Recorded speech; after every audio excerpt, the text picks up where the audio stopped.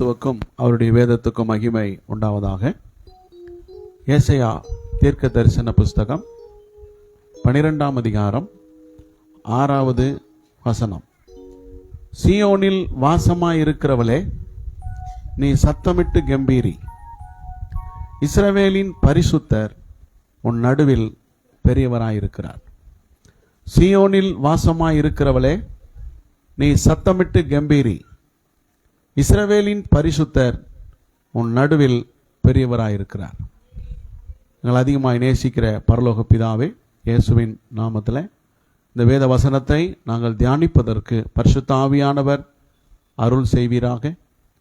வேத வசனம் கேட்கிறவர்களாய் மாத்திரம் அல்ல, திருவசனத்தின்படி நடக்கிறவர்களாயும் இருக்க வேண்டும் என்று சொன்ன கர்த்தர் நம்முடைய வார்த்தையை பிரசங்கிக்கும் போது அதை கேட்டு அதன்படி செய்ய உதவி செய்வீராக. இயேசுவின் நாமத்தில் வேண்டிக் கொள்கிறோம் நல்ல பிதாவே, ஆமேன். அல்லேலூயா. உன் நடுவில் கர்த்தர் இருக்கிறார். எத்தனை பேர் விசுவாசிக்கிறீங்க? இஸ்ரவேலின் பரிசுத்தர் உன் நடுவிலே இருக்கிறார். என் நடுவிலே கர்த்தர் இருக்கிறார். எல்லாரும் ஒரு அல்லேலூயா சொல்லுவோமா?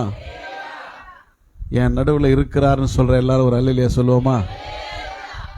கர்த்தர் என் நடுவிலே இருக்கிறார். கர்த்தர் நடுவில் இருக்கும்போது எப்படிப்பட்டவராய் இருக்கிறார்? செப்பனியா 3ஆம் அதிகாரம் 15வது வசனத்தில் கர்த்தர் எப்படி நம்முடைய நடுவில் இருக்கிறார்? கர்த்தர் உன் ஆக்கினைகளை அகற்றி உன் சத்துருக்களை விலக்கினார். இஸ்ரவேலின் ராஜாவாகிய கர்த்தர் உன் நடுவிலே இருக்கிறார். இனி தீங்கை காணாதிருப்பாய். கர்த்தர் எப்படி நடுவில் இருக்கிறார்? ஆக்கினைகளை அகற்றி சத்துருக்களை விலக்கி தீங்கு நம்முடைய நடுவில் இருக்கிறார். தீங்கை விசுவாசிக்கிறீங்க? காணா உதவி செய்கிற நம்முடைய வாழ்க்கையில தீங்கை நாம் காண மாட்டோம். கர்த்தர் நம் நடு கர்த்தருக்கு ஸ்தோத்திரம், மகிமை உண்டாவதாக. ஸ்தோத்திரம். கர்த்தர் நம் நடுவிலே இருப்பாரானால் நாம் ஒரு காலம்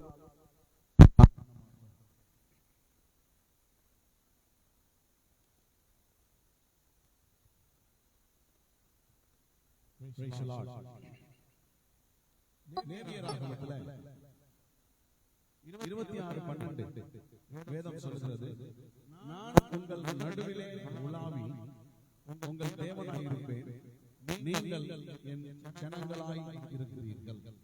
நான் உங்கள் நடுவிலே உலாவி உங்கள் தேவனாயிருப்பேன், நீங்கள் என் ஜனங்களாயிருப்பீர்கள். தேவன் நம் நடுவிலே உலாவுவதற்கு விருப்பப்படுகிறவர். அல்லேலூயா. நம்முடைய இருதயத்திலே உலாவுகிறவர். அல்லேலூயா. 1 கொரிந்தியர் 6ஆம் அதிகாரம் 19 உங்கள் சரீரமானது நீங்கள் தேவனாலே பெற்றும் உங்களில் தங்கியும் இருக்கிற பரிசுத்த ஆவியினுடைய ஆலயமாய் இருக்கிறது என்றும் நீங்கள் உங்களுடையவர்கள் அல்லவென்றும் அறியீர்களா? பரிசுத்த ஆவியானவர் நம்மிலே தங்கி இருக்கிறார். நாம் ஒரு ஆலயமாக இருக்கிறோம். அது 1 கொரிந்தியர் 3:16-17 தெளிவாக போட்டிருக்கிறது, நீங்கள் தேவனுடைய ஆலயம் என்று. அல்லேலூயா. அப்ப நமக்குள்ளே தேவன் வாசமாக இருக்கிறார், என் நடுவிலே இருக்கிறார், எனக்குள்ளே இருக்கிறார் அப்படிங்கிறத நம்ம புரிந்து கொள்ள வேண்டும். ஒரு மனுஷனுடைய வாழ்க்கையில தேவன் இல்லாவிட்டால் அந்த வாழ்க்கை வெறுமையான வறண்ட பாலைவனம் போல் இருக்கும். கர்த்தர் இருக்க வேண்டும். ஒவ்வொருவருக்குள்ளும் கர்த்தர் இருக்க வேண்டும். அல்லேலூயா. கர்த்தருக்கு மகிமை உண்டாகட்டும். யாருக்கு நடுவிலே கர்த்தர் வாசமாய் இருப்பார்? உன் நடுவிலே வாசமாய் இருக்கிறார். சியோனே உன் நடுவிலே வாசமாய் இருக்கிறார் என்று வேதம் சொல்கிறது.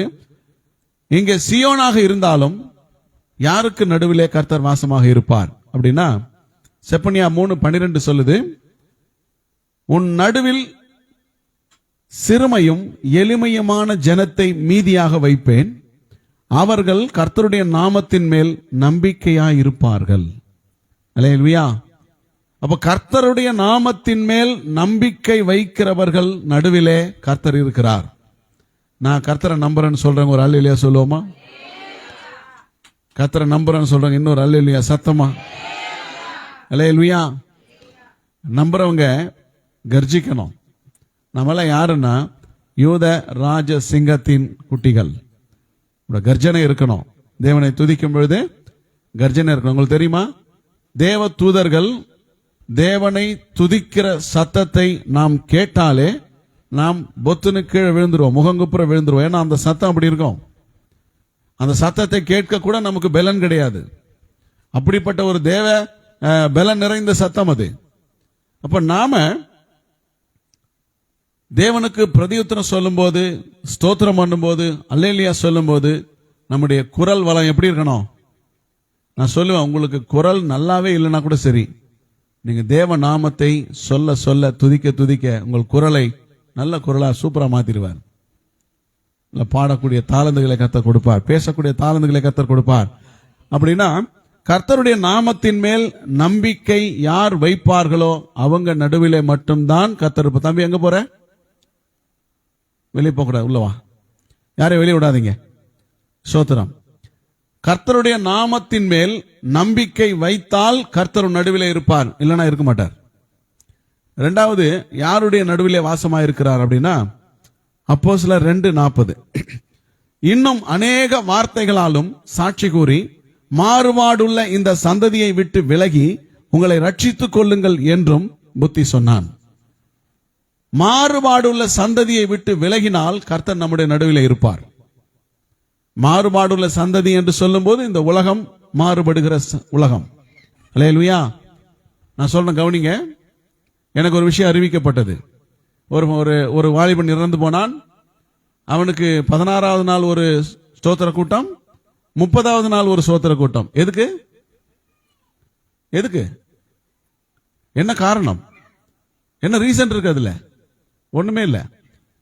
அப்படி தேவனுக்கு பிரியமில்லாத ஒன்றை செய்யும் பொழுது அதனால் எந்த லாபம் வரப்போவதில்லை. அதிலே கலந்து கொள்ளுகிறவர்களும் எந்த நன்மையும் அடைய போவதில்லை. இல்லையா? நான் சொல்றேன், ஏன் சொல்றேன் அப்படின்னா, நீங்கள் மாறுபாடுள்ள சந்ததியை விட்டு விலகி உங்களை ரட்சித்துக் கொள்ள வேண்டும். அப்படிப்பட்ட மாறுபடுகிற காரியங்களை செய்யும் பொழுது தேவன் அங்கே வாசமா இருக்க மாட்டார். அவர்கள் நடுவிலே வாசமா இருக்க மாட்டார். அவங்களுக்கு உதவி செய்யும்படி கர்த்தர் வாசமா இருக்க மாட்டார். தீங்கை காணாதபடி நடுவில் இருக்க மாட்டார். நல்லா புரிஞ்சுக்கணும். தீங்கை காணக்கூடாதுன்னா ஒரே வழிதான், கர்த்தர் உன் நடுவில் இருக்க வேண்டும். உன் கர்த்தர் நடுவில் இருக்க வேண்டுமானால் நம்பிக்கை வைக்கணும், மாறுபடுகிற சந்ததியை விட்டு விலகி இருக்கணும். அல்லேலூயா. மூன்றாவது, யாருக்கு நடுவிலே கர்த்தர் வாசமா இருப்பார் அப்படின்னா, உலகத்துக்கு ஒத்த வேஷம் தரிக்காதவர்கள். ரோமருக்கு எழுதின நிருபம் 12:2 வாசிக்கிறோம். இந்த பிரபஞ்சத்திற்கு, இந்த உலகத்திற்கு, சாஸ்திரங்கள், சடங்குகள், சம்பிரதாயங்கள் என்று சொல்லிக் கொள்ளுகிற கிறிஸ்தவ சமுதாயத்திற்கு ஒத்த வேஷம் தரிக்க கூடாது. அல்லேலூயா. ஒரு பாஸ்டர் போன் பண்ணாங்க. அவர் சொன்னாரு, கிறிஸ்தவங்க தான் அதிகமாய் சடங்கு செய்யறாங்க, சம்பிரதாயம் செய்யறாங்க, எல்லாமே பண்றாங்க, ஆனா நீங்க ஒண்ணுமே பண்ணல. இப்படி பார்க்கிறது ரொம்ப கஷ்டம் அப்படின்னு சொன்னார். நல்லா புரிஞ்சுக்கணும். என் பிள்ளைகள் பிறந்த பொழுதே நான் சொன்னேன், இப்படிதான் வளர்க்கணும், இப்படிதான் வளர்த்தணும், கல்யாணம் இப்படிதான் நடக்கணும், செவ்வாய்க்கிழமை தான் கல்யாணம் நடக்கணும் பிறக்கும் போது சொன்னேன். கர்த்தர் கரெக்டா செவ்வாய்க்கிழமை கல்யாணம் வச்சிருக்கார். அல்லேலூயா. எல்லாரும் கேட்டாங்க, நோட்டீஸ படிச்சுட்டு எல்லாரும் கேட்டாங்க. நிறைய பேருக்கு நோட்டீஸ் வச்சேன் இல்லையா, கேட்டாங்க, என்ன பாஸ்டர் செவ்வாய்க்கிழமை கல்யாணம் வச்சிருக்கீங்க அப்படின்னு கேட்டாங்க. நான் சொன்னேன், காணா ஒரு கல்யாணமே செவ்வாய்க்கிழமை தான் நடந்தது. இயேசு அந்த கல்யாணத்துக்கு போயிருந்தார். இப்ப நான் வைக்கிறதுல ஒன்றும் தப்பு இல்லையே, இயேசுக்கு உகந்த நாள் அப்படின்னு சொன்னேன். வேதம் அறியாதவர்கள், சாஸ்திரமும் சடங்கும் சம்பிரதாயமும் பார்க்கிறவர்கள், உங்களுக்கு தெரியுமா, ஒரு சில பாஸ்டர்ஸ்மார் என்ன செய்யறாங்கன்னா, அவங்க வீட்டுல ஒரு கல்யாணம் காட்சினாக்கா நல்ல நாள் எதுன்னு பார்த்து சொல்லுங்க கேக்குறாங்க. போய் நல்ல நாள் எது? அவங்க நினைச்சுக்கிட்டாங்க புதன்கிழமை, திங்கக்கிழமை, வெள்ளிக்கிழமை, ஞாயிற்றுக்கிழமை எல்லாம் நல்ல நாள், சனிக்கிழமை, செவ்வாய்க்கிழமை எல்லாம் ரொம்ப கெட்ட நாள் அப்படின்னு. அன்னைக்கு செத்து போனா என்ன பண்ணுவ? கெட்ட நாள் வருமே, என்ன செய்வ? எல்லா நாளும் நல்லா இருக்கிறது என்று தேவன் கண்டார். நாட்களை உண்டாக்கின தேவன் பார்த்து சொன்னால் எல்லாம் நன்றாக இருக்கிறது என்று கண்டார். நல்லாலன்னு ஒண்ணுமே கிடையாது. உலகத்துக்கு ஒத்த வேஷம் தரிக்காமல் இருக்குமானால் நம்முடைய வாழ்க்கையில நமக்கு நடுவிலே கர்த்தர் இருப்பார். அல்லேலூயா. உலக சிநேகம் தேவனுக்கு விரோதமான பகை. யாக்கோபு 4:4 அவர் சொல்லுகிறார். அப்போ உலகத்துக்கு சிநேகிதனா இருக்க நீ விரும்பினால் தேவனுக்கு பகைஞனா இருப்பாய். எது முடிவு பண்ணிக்கோ. அல்லேலூயா. கர்த்தருக்கு ஸ்தோத்திரம். யாருக்கு நடுவிலே வாசமா இருக்க மாட்டார்? யாருக்கு நடுவில், எப்படிப்பட்டவங்களுக்கு நடுவில் அவர் இருக்க மாட்டார் அப்படின்னு சொன்னா, பொய்யான ஆராதனை செய்கிறவருக்கு நடுவிலே இயேசு இருக்க மாட்டார். பொய்யான ஆராதனை செய்யக்கூடாது, பண்ணக்கூடாது. 1 சாமுவேல் 4:3-11 வசனங்கள். ஜனங்கள் திரும்ப பாளையத்துக்கு வந்தபோது இஸ்ரவேலின் மூப்பரானவர்கள், இன்று கர்த்தர் பெலிஸ்தருக்கு முன்பாக நம்மை முறியடித்தது என்ன? சீலோவில் இருக்கிற கர்த்தருடைய உடன்படிக்கை பெட்டியை கொண்டு வருவோம், அது நம்மை நம்முடைய பகைஞரின் கைக்கு விலக்கி ரட்சிக்கும்படி நம்முடைய நடுவிலே வரவேண்டியது என்றார்கள். நம்முடைய நடுவிலே கர்த்தருடைய உடன்படிக்கை பெட்டி வந்தால் நாம் ஜெயிக்க முடியும் என்று சொன்னார்கள். தேவனுடைய உடன்படிக்கை பெட்டி வந்தது, ஆனால் அவர்கள் தோற்கடிக்கப்பட்டார்கள். பெட்டியும் பிடிக்கப்பட்டது. ஆசாரியரின் 2 குமாரர்களும் மரித்து போனார்கள். காரணம் என்ன? பெட்டி வந்தவுடனே மகா பெரிய ஆர்ப்பரிப்பு, பூமி அதிரத்தக்கதான ஆர்ப்பரிப்பு. இஸ்ரவேலின் பாளையத்தில் என்ன ஆர்ப்பரிப்பு? பெலிஸ்தர்கள் பயந்து போறாங்க. ஆனா சொல்றாங்க, இந்த இஸ்ரவேலர்கள் தேவனுக்கு துரோகம் பண்ணக்கூடியவர்கள், இவர்கள் மேல் தேவன் பிரியமாக இல்லை. பெலிஸ்தரே, நீங்கள் புருஷராயிருந்து யுத்தம் பண்ணுங்க, நம்மளால ஜெயிக்க முடியும். அவங்கள்ட்ட உண்மை இல்லை, அவங்க தேவன் அவங்களை காப்பாற்ற மாட்டாருன்னு தெரிஞ்சுக்கிட்டாங்க. அப்போ மாய்மாலமான ஆராதனை, உண்மை இல்லாத ஆராதனை, ஆர்ப்பரிப்பு நம்மை தப்புவிக்காது.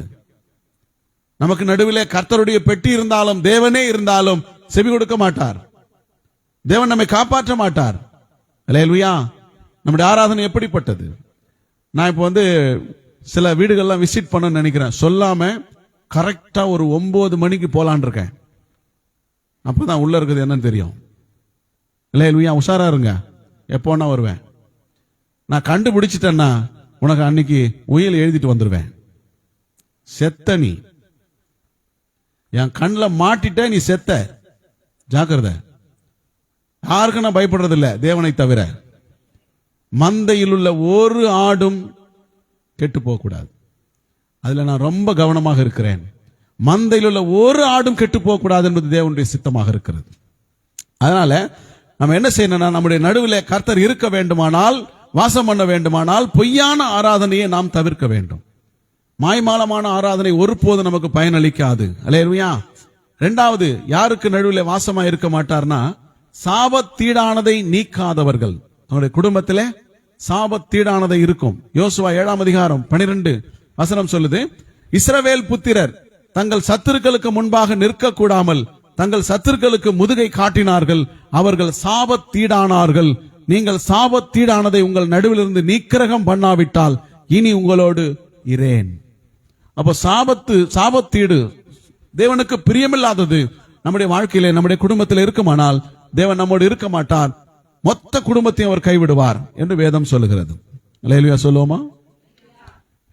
ஒருத்தன் தான் பாவம் செய்தான், ஒரு ஆகான் என்று சொல்லக்கூடிய ஒருவன் பாவம் செய்தான். எரிகோவின் சாபத்தீடான பொருளில் எடுத்துக்கொண்டான், வீட்டில் கொண்டு போய் பள்ளம் தோண்டி வீட்டில் மறைச்சு வைச்சான். கர்த்தர் கண்டுபிடித்து விட்டார். கர்த்தர் சொல்லுகிறார், ஒருத்தன் தானே பாவம் செய்தான். யோசுவா கேட்டிருப்பார், ஒருத்தன் தானே பாவம் செய்தான், நான் எல்லாரையுமே நீங்க யாரு கூட இருக்க மாட்டேன்னு சொல்றீங்களே அப்படின்னு சொல்லி கேட்டிருக்கலாம். கர்த்தர் சொல்லிட்டார், நீங்கள் எல்லாரும் ஒரே குடும்பம். ஒருத்தர் பாவம் செய்தாலும் மொத்த பேரையும் பாதிக்கும். தெய்வ பயம் உங்களுக்குள் இருக்க வேண்டும். பாவம் செய்தவனை நிக்கிரகம் பண்ணி நீக்கிவிடு அப்படின்னு சொல்லி கட்டளையிட்டார். அந்த ஒரு குடும்பத்தை ஆகோர் பள்ளத்தாக்கு கொண்டு போய் சுட்டெரித்து விட்டார்கள். கற்குவியல் ஆக்கே கொண்டுட்டாங்க. நல்லா கவனிக்கணும். நம்முடைய வாழ்க்கையில சாபத்தீடானது இருக்குமானால், சாபம் என்பது தேவனுக்கு பிரியமில்லாத எல்லா காரியங்களும் இருக்குமானால் கர்த்தர் நம்மோடு இருக்க மாட்டார். நல்லா புரிந்து கொள்ளணும். கர்த்தர் நம் நடுவிலே இருக்க வேண்டும். கர்த்தர் நம் நடுவிலே வாசம் பண்ண வேண்டும். நமக்குள்ளே உலாவ வேண்டும். நமக்குள்ளே அசுசியான காரியத்தை காணக்கூடாது. ஆகவே ரொம்ப கவனமாக நாம் அவரை நமக்குள் பாதுகாத்துக் கொள்ள வேண்டும். நல்லா புரிஞ்சுக்கணும். சிம்சோன் பாவம் செய்த போது தேவன் போகும்போது சொல்லாமலே போய்விட்டார். கர்த்தர் தனக்குள் இருந்து போனதை சிம்சோன் அறியாமல் இருந்தான்.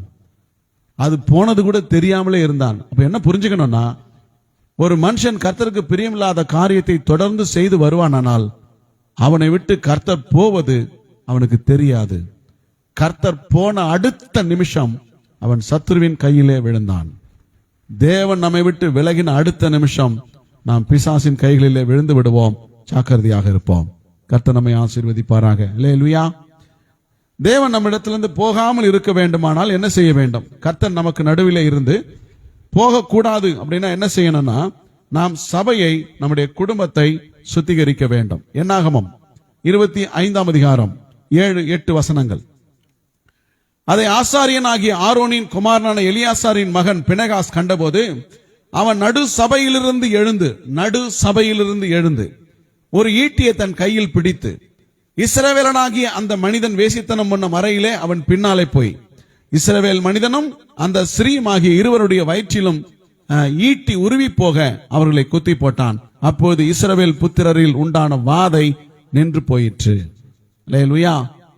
சபையை பினெகாஸ் சுத்திகரித்தான். ஒரு விசுவாசி தன்னுடைய குடும்பத்தை சுத்திகரிக்க வேண்டும். சபையை ஒரு ஊழியக்காரன் சுத்திகரிக்க வேண்டும், பரிசுத்தப்படுத்த வேண்டும். நல்லா புரிந்து கொள்ளுங்க. எவ்வளவு சொன்னாலும் கேட்க மாட்டேன்னு விட்டீங்கன்னா நாளைக்கு கண்ணீர் விட போகிறது நீங்கள் தான். எவ்வளவு சொன்னாலும் புத்தி வரலன்னு சொல்லி நீங்க விட்டுட்டீங்கன்னா நாளைக்கு கஷ்டப்பட போறது நீங்க தான். அந்த வேதனையும் அந்த வலியும் உங்களால் தாங்க இயலாது.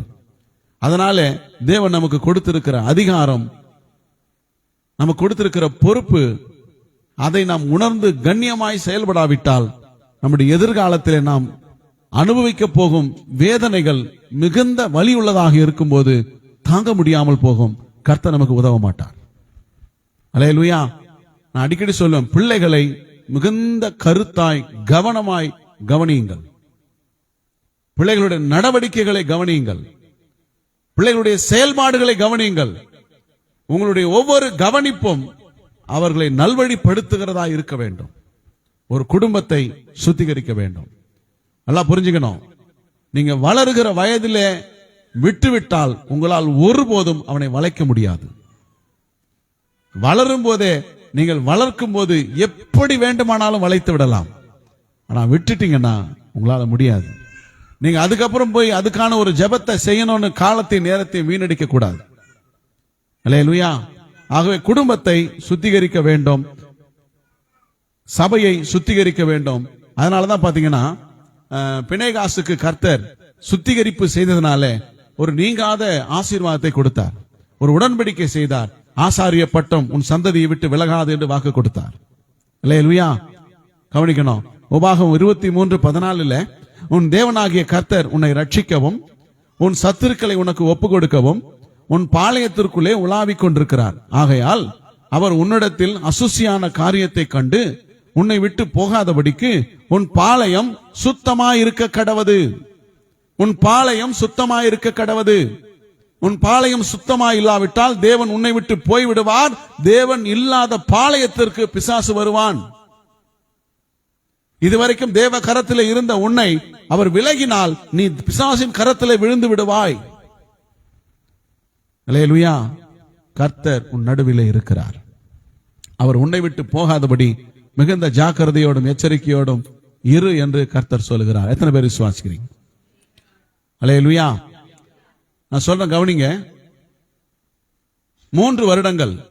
ஒரு சிலர் நான் பொய் சொல்லுகிறேன் அல்லது யாரோ சொல்றதை கேட்டு பேசுகிறேன் அப்படிலாம் நீங்க நினைக்கிறதுனால சொல்றேன். 3 வருடங்கள் சரியான சாப்பாடு இல்லாமல் உபவாசத்தோடும் மிகுந்த கஷ்டத்துக்கு மத்தியில 3 வருடங்கள் தினந்தோறும் அதிகாலை 3 மணி முதல் 5 மணி வரைக்கும் தவறாமல் நான் ஜெபித்திருக்கிறேன். கர்த்தர் சாட்சி. ஏன் ஜெபிச்சேன் தெரியுமா? ஆண்டவரே, இந்த எதிர்காலத்தில் இந்த ஊழியத்தில் எனக்கு தீர்க்க தரிசன வரம் வேண்டும், வல்லமையான வரங்கள் எனக்கு வேண்டும், என்னை வரங்களினாலே நீ நிரப்பி நடத்த வேண்டும் என்று 3 வருடங்கள் ஜெபித்தேன். கர்த்தர் எனக்கு வரம் கொடுக்கவே இல்லை. நான் இங்க ஜெபிச்சு முடிச்ச பிறகு காலையில பாஸ்டமா எழுந்து கேக்குறாங்க, அவங்க தூங்கிட்டு இருக்காங்க, நான் உள் ரூம்ல கதவை அடைச்சு ஜெபம் பண்ணிட்டு இருக்கிறேன். காலைல எழுந்து கேக்குறாங்க, நீங்க வரங்களுக்காக ஜெபித்து கொண்டிருந்தீங்களா? ஆமா.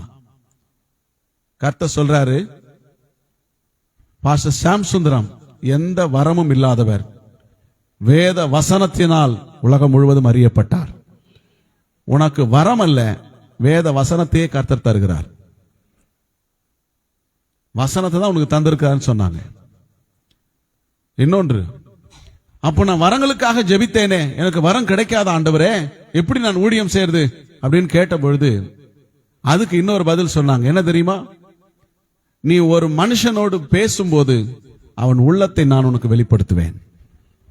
உனக்கு வரம் அல்ல, ஒரு மனுஷங்கிட்ட நீ பேசினா அவன் உள்ளத்தை நான் உனக்கு வெளிப்படுத்துவேன். அந்த கிருபை நான் உனக்கு தருகிறேன். எனக்கு போதாத ஆண்டவரே, இன்னும் நான் 7 நாள் உபவாசித்து ஜெபித்தேன். அப்போ அந்த 7வது நாள் ஜெபத்தை முடிக்கும் போது ஜெபம் பண்ணாங்க. என்ன ஜெபம் பண்ணாங்க தெரியுமா? இன்றைக்கு கர்த்தர் உன் வாயிலே அவருடைய வல்லமையான வார்த்தைகளை வைக்கிறார். இன்று முதல் நீ என்ன சொன்னாலும் அது பலிக்கும் என்ற கிருபையை கர்த்தர் உனக்கு தருகிறார். அல்லேலூயா. நல்லா புரிஞ்சுக்கணும். அப்ப எனக்கு வரமே கிடைக்காதா, இதுதானா அப்படின்னு சொல்லி கேட்கும் போது கர்த்தர் சொன்னார், இல்ல, நீ கேட்ட வரத்தை நான் உன் மனைவிக்கு கொடுத்தேன். அல்லேலூயா. அவள் ஒரு தீர்க்கதரிசியாக ஊழியம் செய்வாள். ஏன் ஆண்டவர் எனக்கு கொடுக்கலன்னா, அவளுக்கு ஒண்ணுமே கொடுக்கலாம், நீ அவளை கண்டுக்க மாட்டேன். எப்படி? நான் சொல்றது புரியுதா உங்களுக்கு? எல்லாத்தையும் நான் வாங்கிட்டேன்னா என்ன செய்ய மாட்டேனா, நான் கண்டுக்க மாட்டேன். அதனால தேவன் அவர்களை என் ஊழியத்திற்கு அடித்தளமாக தீர்க்கதரிசியாக கொடுத்திருக்கிறார். அல்லேலூயா. கர்த்தருக்கு மகிமை உண்டாகட்டும். நல்லா கவனிங்க. நான் ஒருவரோடு பேசும்போது புரிந்து கொள்கிறேன், மனத்தாழ்மையோடு சொல்லுகிறேன், உங்கள் மனதை நான் புரிந்து கொள்கிறேன். இன்றைக்கு வரைக்கும் கர்த்தர் அதை எனக்கு தந்திருக்கிறார். யார்கிட்ட பேசினாலும் அவங்க மனதை புரிந்து கொண்டு அவங்களுக்கு ஏற்ற வார்த்தைகளை சொல்ல கர்த்தர் கிருபை செய்கிறார். அதனால நீங்க எனக்கு ஒருத்தர் சொல்லி கொடுத்து நான் பேசணும் எனக்கு அவசியம் இல்லை. ஒருத்தருடைய கம்ப்ளைண்ட் ஒருத்தர் சொல்லி நான் போய் விசாரிக்கணும் அவசியம் இல்லை. கர்த்தரே அதை செய்கிறார். அதான் ஊழியம். அப்போ உன்னுடைய பாளையம் சுத்தமாக இருக்க கடவுது. வேதம் சொல்லுது, யோசுவா 3ஆம் அதிகாரம் 5வது வசனம், யோசுவா ஜனங்களை நோக்கி, உங்களை பரிசுத்தம் பண்ணிக் கொள்ளுங்கள், நாளைக்கு கர்த்தர் உங்கள் நடுவிலே அற்புதங்களை செய்வார். அல்லேலூயா. எல்லாரும் தூங்கிட்டு இருக்கிறீங்க. உங்களை பரிசுத்தம் பண்ணிக் கொள்ளுங்கள். வேதம் சொல்லுதுங்க, பரிசுத்தம் இல்லாமல் எந்த மனுஷனுக்கும் தேவன் அற்புதம் செய்வதே இல்லை. அற்புதம் செய்வதே இல்லை. பரிசுத்தம் இல்லாமல் ஒருவரும் தேவனை தரிசிப்பதும் இல்லை. தேவனுக்கு முன்பாக நீ உண்மையும் உத்தமமாய் நீதியும் நேர்மையுமாய் இருப்பாயானால் உன் வாழ்க்கையில தேவன் அற்புதம் செய்ய தடை இல்லை. எத்தனை பேர் விசுவாசிக்கிறீங்க? அல்லேலூயா. நம்முடைய மனசை என்ன செய்யணுமா? காத்துக்கொள்ளணும்.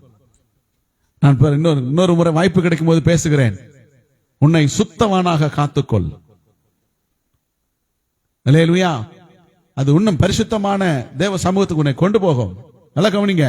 அப்ப நம்முடைய வாழ்க்கையில தேவன் அற்புதம் செய்ய வேண்டுமானால் பரிசுத்தம் ரொம்ப முக்கியம். பரிசுத்தம் இல்லாமல் சிலர் சொல்றாங்க, எனக்கும் தேவனுக்கும் சண்டை, ஆகவே நான் சபைக்கு வரவில்லை. நீ சண்டை போடக்கூடிய உனக்கு யூக்கலனால அவரு, ஏன்னா எனக்கு ஒண்ணுமே செய்யல, நீ எனக்கு என்ன செய்தாய்? அவருக்கு உன்னுடைய உள்ளத்தை உண்மையாய் ஒப்பு கொடுத்தாயா? உன்னை காசு பணமா கேட்கிறார், உன்னுடைய ஆசையை கேட்கிறார், உன் உள்ளத்தை உண்மையாய் அவருக்கு கொடுத்தாயா? அந்த ஒரு விஷயத்தை நீ செய்து பார், தேவன் உனக்கு செய்யும் அற்புதமும் அதிசயமும் ஏராளமாக இருக்கும். அல்லேலூயா. நல்லா புரிந்து கொள்ளுங்க. பரிசுத்த வாழ்க்கை என்பது ஒரு பெரிய போராட்டம். இன்னைக்கு தீர்மானம் எடுப்பீங்க, ஆனா நீங்க சபையை விட்டு வீட்டுக்கு போகும்போது உங்க பரிசுத்தத்தை கெடுக்க முடியாத ஒரு சூழ்நிலை அங்கே நிற்கும். அல்லேலூயா. அந்த இடத்துல நம்முடைய நிதானத்தையும் பொறுமையையும் காத்துக்கொண்டது ரொம்ப கடினம். இப்பதான் நான் ஜெபம் பண்ணிட்டு வந்தேன், இப்படி ஆகி போச்சே. அப்ப ரொம்ப கவனமாக செயல்பட வேண்டுமானால் அந்த சூழ்நிலை வந்தாலும் உன் வாயை திறக்காதபடிக்கு கர்த்தர் உன்னை கட்டி போட வேண்டுமானால் நீ தேவனுக்கு முன்பாக பரிசுத்தம் உள்ளவனாய் இருக்க வேண்டும், ஜெபிக்கிறவனாய் இருக்க வேண்டும், தேவ பலமுள்ளவனாய் இருக்க வேண்டும். அல்லேலூயா.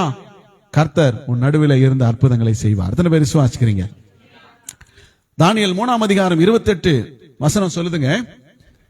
அப்பொழுது நேபுகாத் நேச்சார் வசனித்து, சாத்ராக் மேஷாக் ஆபேத் நேகோ என்பவருடைய தேவனுக்கு ஸ்தோத்திரம், அவர்கள் தங்களுடைய தேவனை தவிர வேறொரு தேவனையும் சேவித்து பணியாமல் அவரையே நம்பி ராஜாவின் கட்டளையை தள்ளி தங்கள் சரீரங்களை ஒப்பு கொடுத்ததினால் அவர் தமது தூதனை அனுப்பி தம்முடைய தாசரை விடுவித்தார். அல்லேலூயா, அல்லேலூயா. தேவன் விடுவிக்க எங்க வந்தாரு? எங்க வந்தாரு? அக்னி சூளைக்கு வந்தார். அந்த அக்னி சூளையினுடைய டெம்பரேச்சர் எப்படின்னா, அந்த கதவு கிட்ட அக்னி எரியுதுன்னா இங்க போனாலே நம்ம என்ன செய்திருவோம்னா, அந்த பிராணவாயு இல்லாம அந்த சூட்டுனால நம்ம செத்து போயிருவோம். அவ்வளவு அதிகமான டெம்பரேச்சர், 7 மடங்கு, அவ்வளவு சூடு. அதை கொண்டு போனவங்க கூட செத்து போயிட்டாங்க. நல்லா கவனிங்க. அந்த நெருப்புக்குள்ளே தப்புவிக்க தேவனால் வர முடியும் என்றால் சாதாரண சூழ்நிலையில் இருக்கிற நம்மை சந்திக்க தேவனால் முடியாதா? எத்தனை பேர் விசுவாசிக்கிறீங்க? அல்லேலூயா. அந்த நெருப்புக்குள்ளே வந்தார் ஆண்டவர். 7 மடங்கு அக்கினியை ஒண்ணுமே இல்லாம ஆக்கிட்டாரு. அது அந்த நெருப்புல அக்கினி பேலன்ஸ் செய்யவே இல்லை.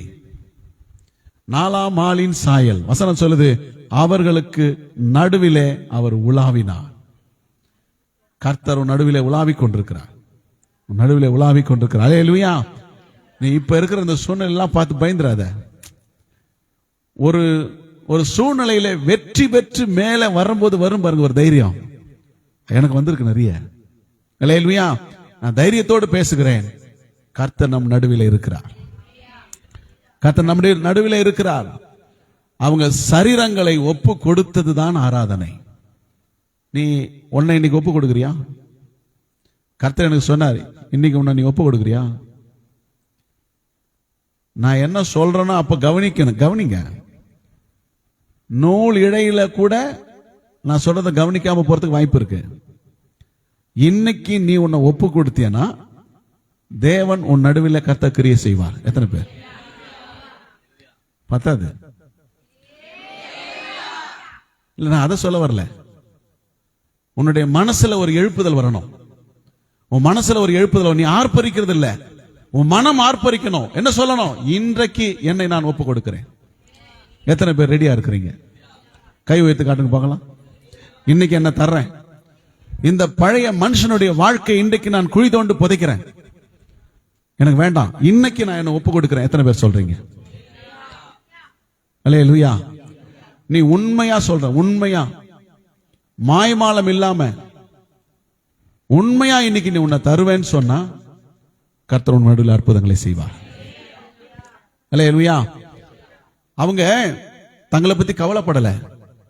இந்த 3 வாலிபருக்கும் குடும்பம் இல்லை. நல்லா கவனிங்க. அவங்க தங்களுடைய ஜீவனை பற்றி கவலைப்படல, வாழ்க்கையை பற்றி கவலைப்படல. அவங்களுடைய கவலை எல்லாம் தெரியுமா? தேவனை மறுதலிச்சிடக்கூடாது, தேவனை விட்டு கொடுத்துடக்கூடாது. வசனம் சொல்லுது, அவரையே நம்பினார்கள். நீ யார நம்புற? யார நம்புற? சொல்லுங்க, யார நம்புறீங்க? அல்லேலூயா. நல்லா கவனிங்க. நம்முடைய வாழ்க்கையில நம்பிக்கை என்பது இக்கட்டான சூழ்நிலை எப்ப வருமோ அப்பதான் அதிகரிக்கும். அப்பதான் நம்பிக்கை அதிகரிக்கும். எல்லாமே இருந்தா நம்பிக்கை வராது. சோறு இல்லாத போதுதான் சோத்தினுடைய அருமை தெரியும். நல்லா கவனிக்கணும். ஒரு டீ கிடைக்காதா என்று நாக்கை தட்டி தவித்த காலங்கள் உண்டு. ஒரு டீ, இன்னைக்கு டீ குடிக்கவே முடியல. அல்லேலூயா. ஒரு டீ கிடைக்காதா? யாராவது ஒரு டீ வாங்கி தர மாட்டாங்களா? அல்லேலூயா. ஒரு வாழைப்பழத்தை தோலை எடுத்து போட்டு சாப்பிட மனசு வராம தோலோடு சாப்பிட்ட காலங்கள் உண்டு. இல்லாத போதுதான் அதனுடைய அருமை தெரியும், இருக்க போது தெரியாது. நல்லா புரிஞ்சுங்க. உனக்கு அப்பா அம்மா பிள்ளைங்க குடும்பம் இருக்கும்போது தெரியாது, இல்லாத போது தான் ரொம்ப வருத்தம் அதிகமாயிடும். இருக்கும்போது குடும்பங்கள் சந்தோஷப்படட்டும், மகிழ்ச்சியா இருக்கட்டும், சந்தோஷமா இருங்க. ஒரு வாழ்க்கை தான். குறைவுகளை விட்டுருங்க, பார்க்காதீங்க, கட்டி அரவணைச்சிங்க. எல்லாம் மாறும், மகிழ்ச்சி வரும், சந்தோஷம் வரும். அல்லேலூயா. இன்னைக்கு இந்த வைராக்கியத்தோடும் கஷ்டத்தோடும் நான் பேச மாட்டேன், அது மாட்டேன், இது மாட்டேன்னு சொல்லி நீங்க போனீங்கன்னு சொன்னா நீங்க உங்களுக்கு கிடைக்கிற நல்ல வாய்ப்பை விட்டுட்டீங்க. அல்லேலூயா. அரவணைத்துக் கொள்ளுங்க. அன்பு மரணத்தை போல், மரணத்தை விட வலியது. அன்புக்கு அவ்வளவு வல்லமை இருக்குது. நீங்க பேசுற வார்த்தையில் அன்பு நிறைஞ்சிருக்குன்னு சொன்னா அந்த காரியத்துல உடைச்சு தூக்கி தூர போட்டுரும். அல்லேலூயா. கர்த்தர் நடுவில் இருக்கிறார், நடுவில் இருக்கிறார், நடுவில் இருக்கிறார். மறந்துடாத, அந்த கர்த்தரை நீ விட்டுறாத, உன்னை விட்டு போக விட்டுறாத. அதான் முக்கியம். அல்லேலூயா. கர்த்தருக்கு மகிமை உண்டாகட்டும். நல்லா கவனிங்க. தானியேல் 6வது அதிகாரத்துல 20வது வசனம் சொல்லுது. 20வது வசனம். தானியேல் ராஜா கெபியின் கிட்ட வந்த போது துயர சத்தமாய் தானியேலை கூப்பிட்டு, தானியேலே, ஜீவனுள்ள தேவனுடைய தாசனே, நீ இடைவிடாமல் ஆராதிக்கிற உன் தேவன் உன்னை சிங்கங்களுக்கு தப்புவிக்க வல்லவரா இருந்தாரா? நம்மளால சொல்ல முடியுமா? கர்த்தர் உன்னை தப்புவித்தார் எத்தனை பேர் சொல்ல முடியும்? சொல்ல முடியல. ஒருத்தரும் சொல்ல முடியல. அந்த தம்பி ஏபி நிக்க வச்சாக்க இன்னைக்கு பூரா பேசுவாரு.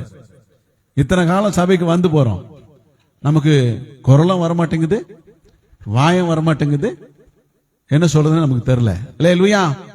கர்த்தர் உன்னை தப்புவிக்க வல்லவரா இருந்தாரா?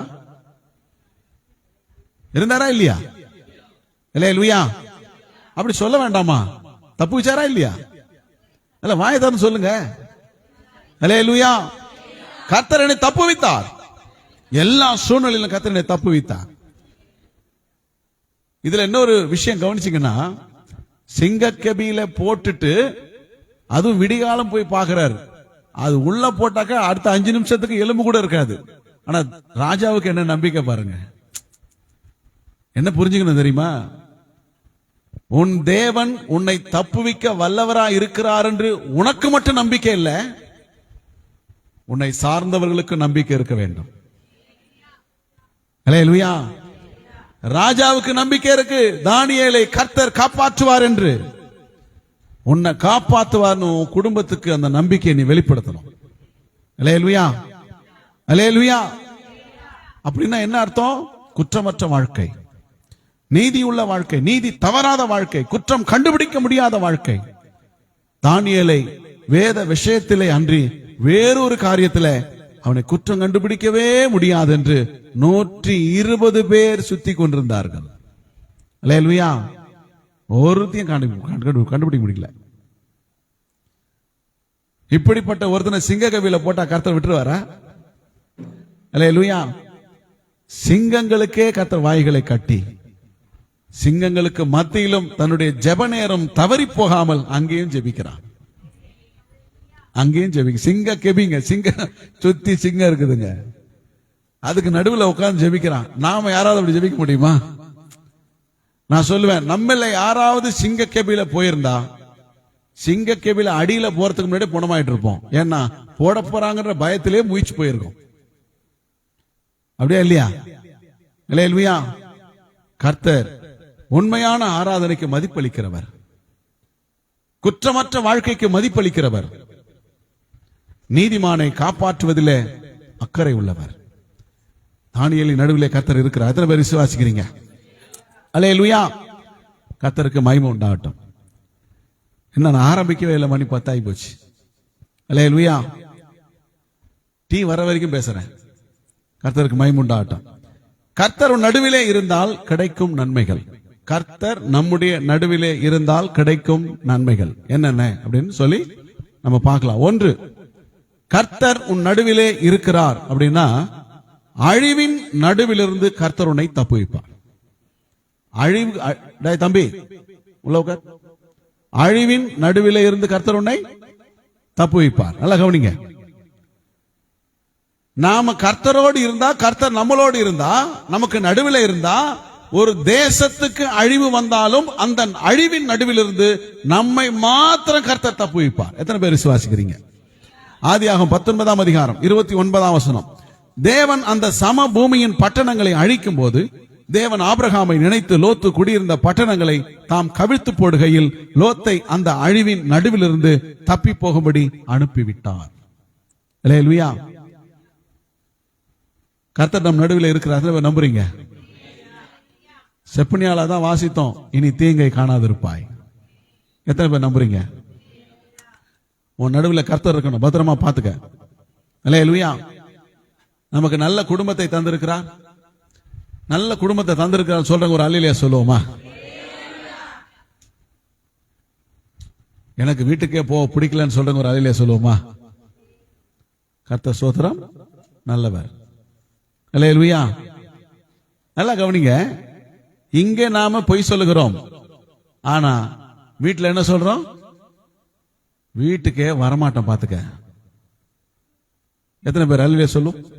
உண்மையா உள்ளவர்கள் சொல்லுங்க, கர்த்தர் உங்களை ஆசீர்வதிப்பார். அல்லேலூயா. நான் சொல்லுவேன், நல்ல குடும்பத்தை கர்த்தர் தந்திருக்கிறார். உனக்கு கிடைச்ச குடும்பம் ரொம்ப ஆசீர்வதிக்கப்பட்ட குடும்பம். உனக்கு கிடைச்ச பிள்ளைகள் ஆசீர்வாதம் பண்ணும் பிள்ளைகள். எத்தனை பேர் சொல்ல முடியும்? அல்லேலூயா. ஆனா சொல்லவே மாட்டோம், அது மதிக்கவே மதிக்காது. ஆமா, அதுக்கு மரியாதையே தெரியாது, அது பேசவே தெரியாது, அதுக்கு இப்படிலாம் சொல்றோமா இல்லையா? ஆனா நமக்கு நல்ல குடும்பத்தை கர்த்தர் தந்திருக்கிறார். கவனிங்க, லோத்தின் குடும்பத்தை கர்த்தர் நேசித்தார். லோத்தின் குடும்பத்தின் மீது அக்கறை கொண்டார். லோத்தின் குடும்பத்தின் மீது கிருபை வைத்தார். அவன் மேல் வைத்த கிருபையினால் அவங்கள கைய பிடிச்சு பட்டணத்துக்கு வெளியே கொண்டு போய் பத்திரமாய் விட்டார். எத்தனை பேர் விசுவாசிக்கிறீங்க? நாம கூட கர்த்தர் இருந்தா அழிவின் நடுவிலிருந்து தப்பி போகும்படி கர்த்தர் நம்மை கொண்டு போய் விடுவார். அல்லேலூயா. எத்தனை பேர் நம்புறீங்க? அதான் வசனம் சொல்லுது, கர்த்தர் உன் ஆக்கினைகளை அகற்றி சத்துருக்களை விலக்கி உன் நடுவிலே இருந்து தீங்கை காணாமல் உன்னை காத்துக் கொள்வார். அல்லேலூயா. நான் சொல்லுவேன், வேத அறிவு இல்லைன்னா கூட, நல்லா புரிஞ்சுங்க, வேத அறிவு இல்லைன்னா கூட பேசுறத புரிஞ்சுக்கிற பக்குவம் இருக்கணும். என்ன பேசுறாங்க அப்படின்னு கேட்கிற ஒரு கவனம் இருக்கணும். அப்ப அது என்ன செய்யும்? கிரியை செய்யும். கர்த்தருக்கு ஸ்தோத்திரம். அல்லேலூயா. நீங்க இரண்டாவது, கர்த்தர் நம் நடுவில் இருந்தால் இரண்டாவது என்ன ஆசீர்வாதம் கிடைக்கும் அப்படின்னா, தீங்கை காணாதிருப்பாய். என்ன செய்ய மாட்ட? அழிவின் நடுவிலிருந்து தப்பு வைப்பார். இரண்டாவது, தீங்கை காணாதிருக்கும்படி கர்த்தர் செய்வார். யாத்திராகமம் 14:20 யாத்திராகமம் 14:20. அது எகிப்தியரின் சேனையும் இஸ்ரவேலரின் சேனையும் முழுவதும் ஒன்றோடு ஒன்று சேராதபடி அவைகள் நடுவில் வந்தது. எகிப்தியருக்கு அது மேகமும் அந்தகாரமுமாய் இருந்தது, இஸ்ரவேலருக்கோ அது இரவை வெளிச்சமாக்கிற்று. இப்போ எகிப்தியரையும் இஸ்ரவேலரையும் சேர விடாதபடி, எகிப்தியர் இஸ்ரவேலரை யுத்தம் பண்ணாதபடி நடுவில் என்ன வந்துருச்சு? நடுவில் என்ன நிக்குது? என் மூஞ்சிலியா இருக்குது என்ன நிக்குதுன்னு? என்ன நிக்குது? நடுவில் என்ன நிக்குது? அக்கினி ஸ்தம்பம். என்ன நிக்குது? அது அக்கினி ஸ்தம்பம் சொல்லும் போது ஏதோ ஒரு பில்லர் அப்படின்னு இல்ல, வானளாவிய உயரத்திற்கு தேவன் அக்கினியா என்ன செய்யறாங்க? அந்த இஸ்ரவேலின் பாளையத்தை, அந்த வழியை முழுவதுமாக அடைச்சி. நல்லா கவனிங்க, அந்த ஈரோத் பள்ளத்தாக்குல இருக்கிற செங்கடல் இருக்கு பாத்தீங்களா, அந்த கடற்கரையில இருக்கிற பள்ளத்தாக்குல அவங்க கரை இறங்கி இருக்கிறாங்க. அங்க வரும்போது அங்க எவ்வளவு இடம் இருக்கும், எவ்வளவு வழி இருக்குதோ அந்த வழி முழுவதும் அக்கினி ஸ்தம்பம் நிக்குது. அப்ப நீங்க கேட்கலாம், அப்படி தள்ளி போய் வர வேண்டியதானே?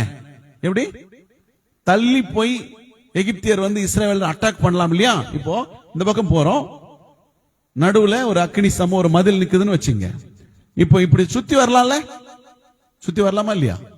சுத்தி வரலாம். அப்போ சேர விடாதபடி தடுத்தது என்று எழுதி இருக்கிறதே, அது எப்படின்னா, நல்லா கவனிங்க, இவங்க பாளையம் இறங்கி இருந்த இடம் எப்படிப்பட்ட இடம்னா, இந்த பக்கம் மலை, இந்த பக்கம் மலை, நடுவுல வழி.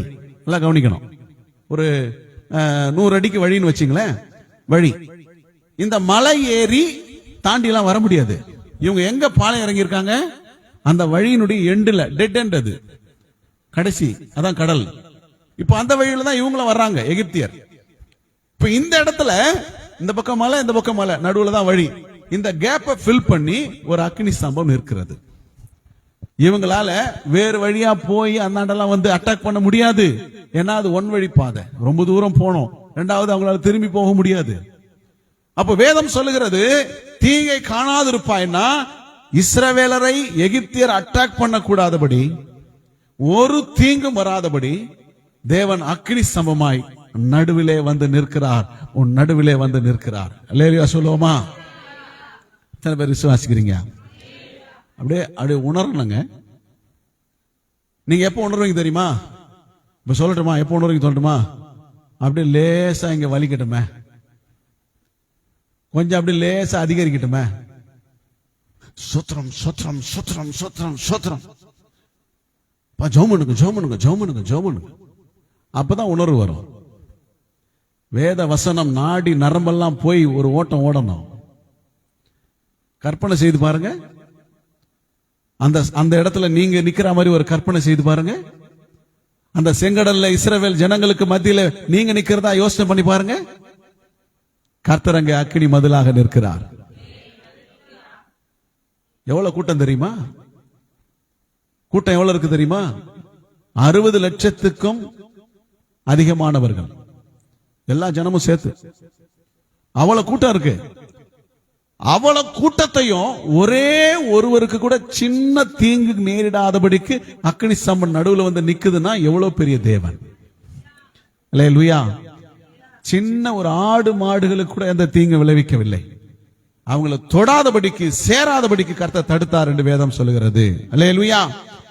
14ஆம் அதிகாரம் யாத்திராகமம் 13ல, அப்பொழுது மோசே ஜனங்களை நோக்கி பயப்படாதிருங்கள். அல்லேலூயா. பயப்படாதிருங்கள். இப்ப நான் வந்து ஒரு மரண வீட்டுல சொல்றேன் பயப்படாதிருங்கள் அப்படின்னு சொல்றேன், என்னை பார்த்து சிரிப்பாங்க. செத்து போய் படுத்து கிடக்குறான், இருந்தாலும் பயப்படாதீங்கன்றான் பைத்தியக்காரன். இப்ப மரணம் வருகிறது, எல்லாரும் மரிக்க போறாங்க. நிறைய பேர் அதுல கண்டிப்பா மரணத்தை சந்திப்பாங்க. கொஞ்சம் பேரை சிறைபிடிச்சிட்டு போலான்னு வச்சுங்க. இப்ப அந்த மாதிரி ஒரு இக்கட்டான சூழ்நிலை மோசே ஜனங்களை பார்த்து சொல்றாரு, பயப்படாதிருங்கள். அல்லேலூயா. நீங்க பயப்படாதுங்க. ஏன் தெரியுமா? இன்னைக்கு கர்த்தர் உங்களுக்கு செய்ய போற ரட்சிப்பை பாருங்கள். அல்லேலூயா. இன்னைக்கு கர்த்தர் உங்களுக்கு செய்ய போற ரட்சிப்பை பாருங்கள். நீங்க நின்னு பாருங்க, கர்த்தர் கிரியை செய்ய போகிறார் அப்படின்னு மோசே சொல்றாரு. அல்லேலூயா. அவர் சொன்ன மாதிரி 30ஆம் வசனம் வாசிக்கும் பொழுது, இவ்விதமாய் கர்த்தர் அந்த நாளிலே இஸ்ரவேலரை எகிப்தியரின் கைக்கு தப்புவித்து ரட்சித்தார். கடற்கரையிலே எகிப்தியர் செத்து கிடக்கிறதை இஸ்ரவேலர் கண்டார்கள். அல்லேலூயா. எத்தனை பேர் நம்புறீங்க? கர்த்தர் தீங்குக்கு விலக்கி காக்கிறவர், ஒரு தீங்கும் அணுகாதபடி கர்த்தர் காக்கிறவர். அதை எப்படி புரிஞ்சுக்கணும் தெரியுமா? ஒரு தீங்கும் அப்படின்னா, இந்த 3 வாலிபர்கள் அக்கினியில போடும்போது ஒரு முடி கூட என்ன செய்யலையா? முடி கூட ஆச்சரியமா இருக்கு. கொஞ்சம் அனல் பட்டாலே முடி என்ன செய்யுது? பொசுங்கிடும். ஆனா அவங்க தலைமயிர் முதற்கொண்டு கருகாமல் அவ்வளவு சூப்பரா ஆண்டவர் காப்பாத்திருக்காரு, பத்திரமா பாதுகாத்து இருக்காரு. ஒரு தீங்கும் இனி தீங்கை காணாதிருப்பாய். கர்த்தர் உன் நடுவிலே இருக்கிறார். அல்லேலூயா. இப்போ நான் கேட்கிறேன், கரெக்டா பதில் சொல்லுங்க. கரெக்டா? தப்பா சொன்னீங்கன்னா மாட்டிப்பீங்க. கரெக்டா? மரண பயம் எனக்கு இருக்கிறது அப்படின்றவங்க மாத்திரம் கைவிட்டு காட்டுங்க பாப்போம். எனக்கு மரண பயம் இருக்கிறது. அல்லேலூயா. சொல்லுங்க, ஒரு நல்ல வார்த்தை சொல்ல போறேன்ல, இருந்தா சொல்லுங்க. எனக்கு மரண பயம் இருக்கு. எத்தனை பேர் சொல்றீங்க? யாருக்குமே இல்லையா? நான் சாக ரெடியா இருக்குன்றவங்க, எனக்கு சாவறதை பத்தி எல்லாம் கவலையே இல்லை, சாவலாம் எனக்கு ஒரு மேட்டரே இல்லை, எனக்கு பயமே இல்லை அப்படின்றவங்க, சாவை பத்தி கவலை இல்லாதவங்க, நீங்க எகிப்தில் இருந்தாலே உத்தமம். கானானுக்கு லாய்க்கு இல்லை, நீங்க எகிப்திலே இருங்க. அல்லேலூயா. அல்லேலூயா. இங்க பாருங்க, இந்த ஜனங்கள் மரண பயத்தினால் மோசேயை பார்த்து கூக்குரல் இருக்கிறார்கள். நாங்கள் எகிப்திலே இருக்கிறது எங்களுக்கு நலம், இந்த வனாந்தரத்திலே சாகும்படி எங்களை கொண்டு வந்தது என்ன? புலம்புறாங்க. மோசே சொல்றார், ஒரே வார்த்தை தான், பயப்படாதிருங்கள். ஒரே வார்த்தை தான், அது கர்த்தருடைய வார்த்தை. பயப்படாத, பயப்படாத. தலையில் இருக்கிற ஒரு முடி கூட கருகலன்னா உன் ஜீவனை எவ்வளவு கருத்தாய் கர்த்தர் காப்பாற்றுவார். எத்தனை பேர் விசுவாசிக்கிறீங்க? அல்லேலூயா, அல்லேலூயா. இனி தீங்கை காணாதிருப்பாய். மூன்றாவது, கர்த்தர் நம் நடுவிலே இருந்தால் நமக்கு கிடைக்கும் ஆசீர்வாதம். பாவத்திலிருந்து நீங்கி தேவ பிரசன்னத்தில் குடியிருப்பாய். பாவத்திலிருந்து நீங்கி கர்த்தரே நீக்கிறார். நல்லா கவனிங்க. கர்த்தர் உன் நடுவிலே இருக்க விரும்பினால் உன்னை பாவத்திலிருந்து நீக்கி தேவ பிரசன்னத்தில் கொண்டு போய் வைப்பாராம். யோசுவாவின் புஸ்தகம் 6ஆம் அதிகாரம் 25வது வசனத்தில் வாசிக்கிறோம். எரிகோவை வேவு பார்க்க யோசுவா அனுப்பின ஆட்களை ராகாப் என்னும் வேசி மறைத்து வைத்தபடியினால் அவளையும் அவள் தகப்பன் வீட்டாரையும் அவளுக்கு உள்ள யாவையும் யோசுவா உயிரோடே வைத்தான். அவள் இந்நாள் வரைக்கும் இஸ்ரவேலின் நடுவிலே குடியிருக்கிறாள். லேலுயா சொல்லுவோமா? இஸ்ரவேலின் நடுவிலே குடியிருப்பது தேவ பிரசன்னத்தில் குடியிருப்பது. இஸ்ரவேலின் நடுவிலே ஒரு மனுஷன் வாழ்கிறான்னு சொன்னா அவன் தேவ பிரசன்னத்துக்கு நடுவிலே வாழ்கிறான், கர்த்தரோடு வாழ்கிறான் அர்த்தம். எத்தனை பேர் விசுவாசிக்கிறீங்க? அல்லேலூயா. நல்லா கவனிங்க. இவ எங்க வாழ்ந்து கொண்டிருந்தா? இன்னைக்கு இஸ்ரவேலின் நடுவிலே தேவ பிரசன்னத்திலே வாழ்கிற இவள் எங்கே வாழ்ந்து கொண்டிருந்தா? அந்த எரிகோவின் மதில் மேலே வாழ்ந்து கொண்டிருந்தா. நல்லா கவனிக்கணும். அந்த எரிகோவின் மதில் மேலே ஒரு 2 பஸ், நம்ம இப்ப இருக்கிற பஸ் இருக்கு பாத்தீங்களா, ஒரு 2-3 பஸ் நிறுத்தலாம், அவ்வளவு அகலம். இந்த எரிகோவின் மதில் சுவர் ஒரு 15 மீட்டர் இடைவெளி விட்டு இன்னொரு மதில் இரட்டை சுவர்களால் எழுப்பப்பட்டது. வெளியே ஒரு மதில் இருக்கும், ஒரு 15 அடி 15 மீட்டர் கேப் விட்டு இன்னொரு மதில் சுவர் உயரமாக இருக்கும். இந்த மதிலின் மேல்தான் இந்த ராகாப் என்ற வேசி என்ன செய்யறாங்க?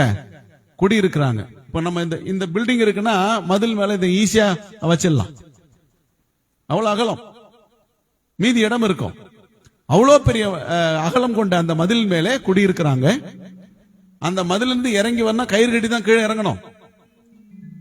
ஆனா அவங்க என்ன வாழ்க்கை வாழுறாங்க அப்படின்னு சொன்னா, அவங்க ராஜாங்க வேசி. அவங்க யார்? அவங்க ராஜாக்களுக்கு அவங்க வேசி. நம்முடைய தமிழ்நாட்டில் இருந்த தேவரடியார்கள் என்கிற ஒரு மிகப்பெரிய பாவத்தை ஒழித்திருக்கிறார்கள். தேவரடியார்கள் அப்படின்னா அங்க அந்த விக்கிரக ஆலயங்களிலே பூஜை செய்கிற அந்த குருமார்கள், அவங்களுக்கெல்லாம் இந்த தேவரடியார்கள் என்கிற பெண்கள் அவங்களை சந்தோஷப்படுத்துறதுக்காக வைக்கப்பட்டிருப்பார்கள். அதான் தேவரடியார்கள். அது மருவி வேற மாதிரி ஆயிப்போச்சு. நல்லா கவனிங்க. இது மாதிரி ராஜாவுக்கே மட்டும் வேசியாக இருக்கக்கூடிய இந்த ராகாப் எண்ணக்கூடியவள், அதனால்தான் அலங்கத்தில் தனியா குடியிருக்கிறார். வாழ்க்கை எப்படின்னா, மதில் மேலே பாவ வாழ்க்கை, மதில் மேலே அக்கிரம வாழ்க்கை. கர்த்தர் அந்த வாழ்க்கையை பாவத்திலிருந்து நீங்க செய்து அவளுக்கு விசுவாசத்தை கொடுத்து, நம்பிக்கையை கொடுத்து, தேவன் மேல் பற்றுதலை கொடுத்து, எரிகோவை வெறுக்க செய்து அதிலிருந்து நீக்கி இன்னைக்கு எங்க குடியிருக்க பண்ணியிருக்கிறாரு? இஸ்ரவேலின் நடுவிலே தேவ பிரசன்னத்திலே கர்த்தர் குடியிருக்க பண்ணியிருக்கிறார். அல்லேலூயா. இன்னைக்கு கர்த்தர் விரும்புகிறது என்னன்னா, என் ஜனங்களை பாவத்திலிருந்து நீக்கி தேவ பிரசன்னத்திலே குடியிருக்க பண்ணுவேன். அதுக்கு தான் கர்த்தர் நடுவில் இருக்கிறார். எத்தனை பேர் விசுவாசிக்கிறீங்க? அல்லேலூயா. எனக்கு இந்த பாவ வாழ்க்கை வேண்டாம், நான் அதை வெறுக்கிறேன் அப்படின்னு சொல்லி நம்முடைய மனசு சொல்லணும். உதாரணத்துக்கு சொல்றேனே, இந்த பாவத்தை செய்கிறாங்களே அவங்க உணராமல் செய்கிறார் இல்லையா? ஏசாயா புத்தகத்துல 5வது அதிகாரத்துல வேதம் சொல்லுகிறது,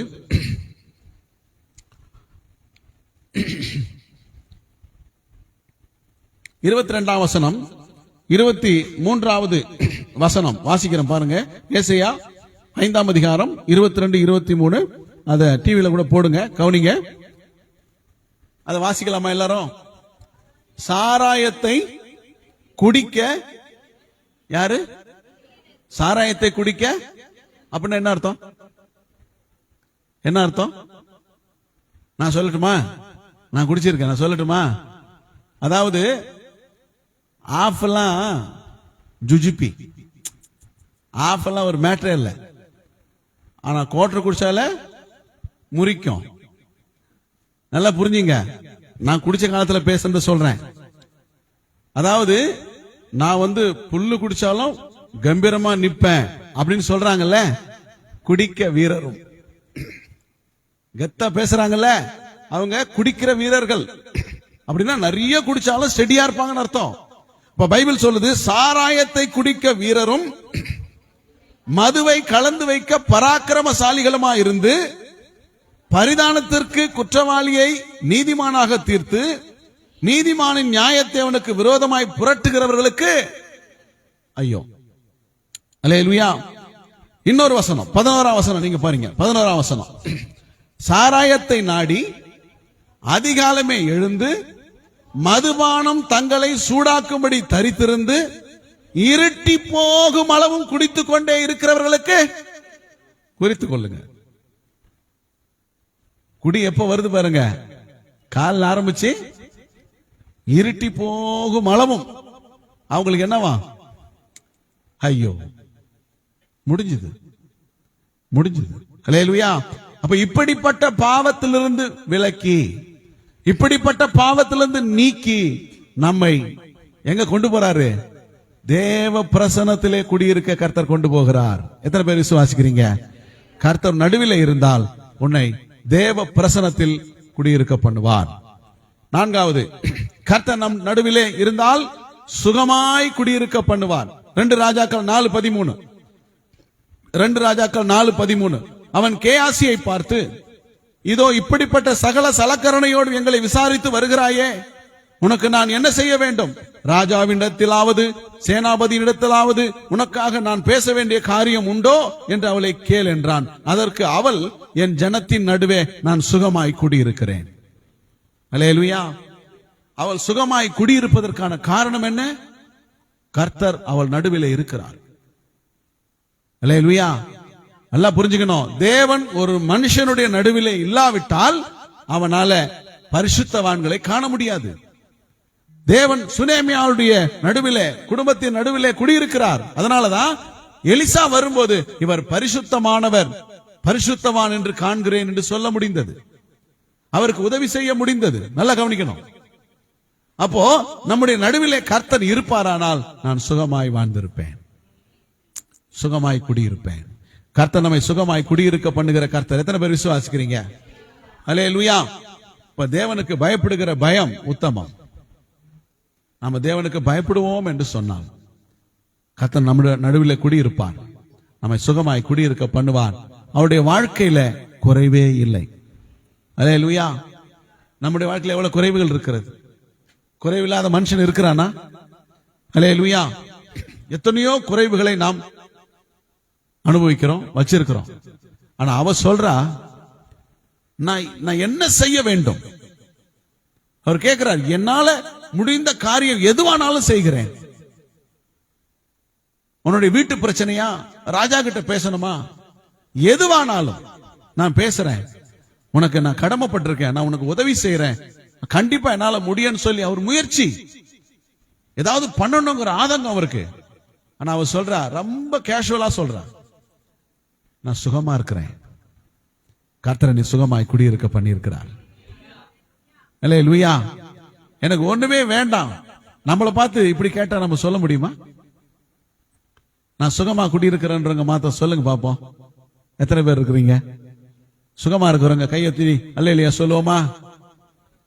சுகமா இருக்கிறேன், நான் சுகமா இருக்கிறேன். அப்ப இத்தனை பேருக்கு இயேசு தேவையா இருக்கிறார். கையை தூக்காதவங்களுக்கு என்ன வேணும்ப்பா? இயேசு வேணும். நடுவிலே வரணும். அவன் நடுவிலே வராவிட்டால், குடும்பத்திலே வராவிட்டால் உனக்கு சுகமான வாழ்க்கை இல்லை. வரணும். சாதாரணமாக இயேசு வருவதில்லை.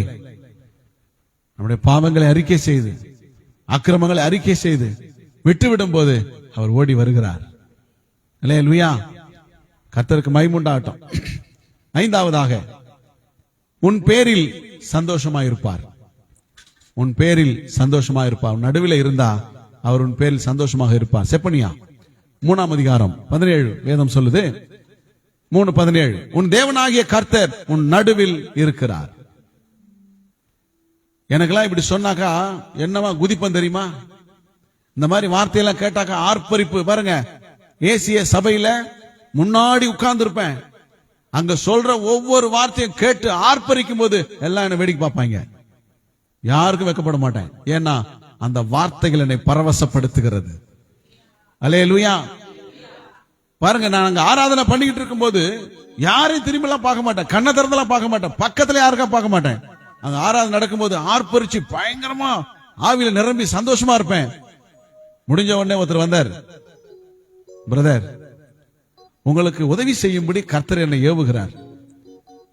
அப்ப நான் சொல்றது எப்போன்னா 2000 அந்த மாதிரி பீரியட்ல அப்படின்னு சொல்லிட்டு, சொல்லுங்க என்ன விஷயம் ஐயா அப்படின்னு கேட்டேன். இல்ல, உங்களுக்கு மாதந்தோறும் ஒரு 200 ரூபாய் உதவி செய்யும்படி கர்த்தர் எனக்கு உணர்த்துறார். என்ன சொல்றீங்க? சந்தோஷம் ஐயா, 200 ரூபாய் பெரிய காசு. அல்லேலூயா. நான் ஆராதனை பண்ணி என் ஆராதனை ஒருத்தர் பார்த்து அவர் திருப்தி அடைஞ்சு எனக்கு உதவி செய்தார். அல்லேலூயா. கர்த்தர் சாட்சி, உதவி செய்தார். எனக்கு தெரியவே தெரியாது, ஆளே தெரியாது. நான் ஆராதிக்கும் போது கர்த்தரை மட்டுமே பார்த்தேன். இன்னைக்கும் கர்த்தரையே பார்த்து கொண்டிருக்கிறேன். என் பேரில் அவர் சந்தோஷமா இருக்கிறார். உன் பேர்ல அவர் சந்தோஷமா இருக்க முடியுமா? அல்லேலூயா. இப்ப நீங்க ஒரு பேரை சொல்லுங்க, அந்த பேரை சொல்லும் போது உங்களுக்கு சந்தோஷம் வருதா? அல்லேலூயா. நான் வேற அப்பப்போ பசுபதின்றுவேன், அது எனக்கு பக்கு பக்குனுக்குது. எப்ப பார்த்தாலும் அவர் தான் வாயில் வந்துருவாரு. இப்ப நீங்க ஒரு பேர் சொல்லுங்க, அந்த பேரை சொல்லும் போது உங்களுக்கு சந்தோஷமா இருக்கா? சிலருக்கு பேரை சொன்னாலும் என்ன வரல, கோபம் வருது. ஐயோ அவனா சொல்லி பாருங்க, சந்தோஷம் வருது. பேரை சொன்னா எப்ப சண்டை போடுவானோ, என்னன்னு சண்டை போடுவானோ, என்னெல்லாம் சொல்லுவானோ ஒன்னும் புரியல. ஆனா தேவன் உன் பேரை சொல்லும் போது சந்தோஷப்படுகிறார். அவர் என் பேரில் சந்தோஷமா இருந்து, என்னை நினைக்கும் போதெல்லாம் சந்தோஷமா இருந்து. அப்ப என் வாழ்க்கை எப்படி இருக்கணும் யோசிச்சு பாத்தீங்களா? அப்ப உன் மேல அவர் சந்தோஷமா இருக்கணும், நான் எப்படி இருக்கணும்? அல்லேலூயா. கர்த்தர் நம்ம மேல சந்தோஷமாக இருக்கிறார். 147 சங்கீதம் 11வது வசனம் சொல்லுது, யார் மேல் சந்தோஷமாக இருப்பார்? யார் மேல் சந்தோஷமாக இருப்பார்? தமக்கு பயந்து தமது கிருபைக்கு காத்திருக்கிறவர்கள் மேல் கர்த்தர் பிரியமாக இருக்கிறார். கர்த்தருக்கு பயப்படுவேன்னு சொன்னா உன் மேல அவர் சந்தோஷப்படுவார், சந்தோஷப்பட்டு உன்னை ஆசீர்வதிப்பார். அல்லேலூயா. தாவீதை குறித்து வேதம் சொல்லுது, சங்கீதம் 41:11, என் சத்துரு என் மேல் ஜெயம் கொள்ளாததினால் நீர் என் மேல் பிரியமாய் இருக்கிறேன் என்று அறிவேன். என் சத்துரு என் மேல வெற்றி பெற முடியவில்லை, காரணம் என் மேல கர்த்தர் பிரியமா இருக்கிறார். யார் மேல கர்த்தர் பிரியமா இருக்கிறாரோ அவங்கள சத்துரு ஜெயிக்கவே முடியாது. அல்லேலூயா. அல்லேலூயா. 22 சங்கீதம் 8 வசனம் சொல்லுது, கர்த்தர் மேல் நம்பிக்கையா இருந்தானே. சத்துரு சொல்றாங்க, சத்துருக்கள் சொல்றாங்க, கர்த்தர் மேல் நம்பிக்கையா இருந்தானே, அவர் இவனை விடுவிக்கட்டும், இவன் மேல் பிரியமா இருக்கிறாரே, இப்பொழுது இவனை ரட்சிக்கட்டும் என்று சொல்லுகிறார்கள். ஆனா கர்த்தர் பிரியமா இருந்து தாவீதை விடுவித்தார். என்னிலும் பலத்த சத்துருவுக்கு என்னை விலக்கி ரட்சித்தார். காரணம், கர்த்தர் என் மேல் பிரியமாக இருந்தார். அப்ப உன் மேல அவர் சந்தோஷப்படணும். நல்லா புரிஞ்சுக்கணும், கர்த்தர் உன் நடுவில் இருப்பார், ஆனால் உண்மையில் சந்தோஷமாக இருப்பார். ஒரு வீட்டுல எப்போதும் சண்டை, எப்போதும் எரிச்சல், எப்போதும் கூச்சலா இருக்கு, சமாதானமே இல்லை. அந்த வீடு எவ்வளவு பெரிய பங்களாவா இருந்தாலும் சரி, அங்க குடியிருக்க நமக்கு என்ன வராது? மனசு வராது. சண்டைக்காரியோட ஒரு பெரிய வீட்டில் குடியிருப்பதை பார்க்கிலும் ஒரு வீட்டின் மூலையிலே குடியிருப்பது நலம். அப்போ ஒரு மூலையில இருக்கலாம்னு விருப்பம் வருது. ஒரு வீட்டுக்குள்ள எல்லாரும் எல்லார் மேலும் சந்தோஷமா இருக்கிறோமா? எத்தனை பேர் ஆமேன்னு சொல்ல முடியும்? சொல்ல மாட்டோம். ஏன்னா நாலு துருவங்களாக இருக்கிறது. அல்லேலூயா. ஒரு சின்ன பையன் இருக்கான், பாஸ்டர் அம்மா சொந்தக்கார வீட்டுல. எங்க அப்பனும் எங்க தாத்தனும் 2 பேரும் சேர்ந்து குடிப்பானுங்க. அவன் சொல்றான், சின்ன பையன், எங்க அப்பாவுடைய அப்பனும் எங்க அம்மாவுடைய அப்பனும் சேர்ந்து குடிப்பானுங்க அப்படின்னு சொல்றான். அப்போ அந்த பிள்ளை குடிக்கிறத பார்த்து இருக்குது. கவனிக்கிறீங்களா? அல்லேலூயா. சின்ன வயசுதான், சின்ன பையன்.